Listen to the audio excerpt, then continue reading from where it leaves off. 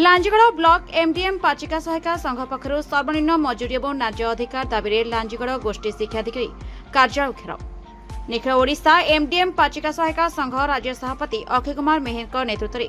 कलाहांडी जिला लांजीगड़ ब्लॉक शाखा पक्षर लांजीगड़ गोष्ठी शिक्षाधिकारी रुसिया मेहर जरिए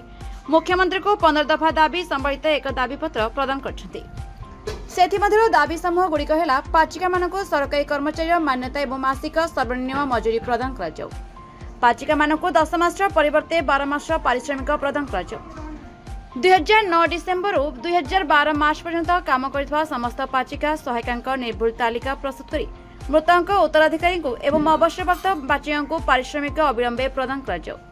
स्कूल बंद स्कूल मिश्रण फल बाद पड़ा समस्त पाचिका को अन्यत्र निश्चिंत नियुक्ति दि जाऊ।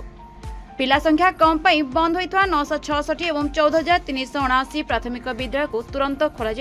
पाचिका मानक नियुक्ति दि जाऊ। अवसरकालीन बयस सीमा 65 को वृद्धि करने सहित 60 वर्ष पर बाद पड़ा पाचिका को अवसरकालीन भत्ता प्रदान कर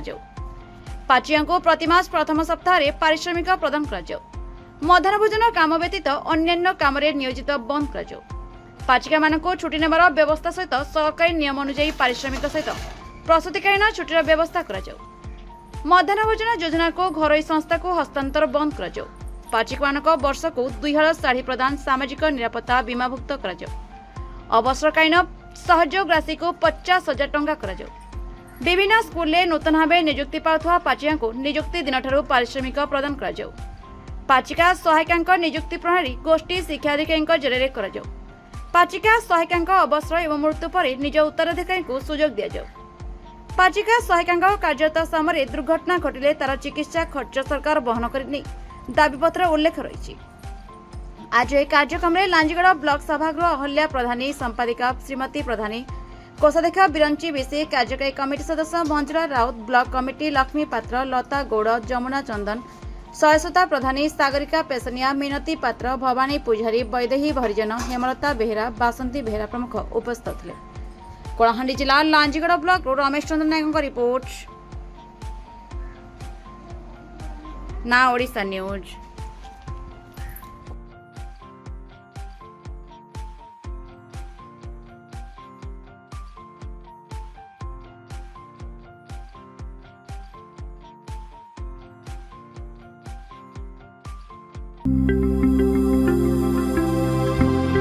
लेटेस्ट न्यूज अपडेट पाई www.nowodisha.com को लॉगिन करंतु।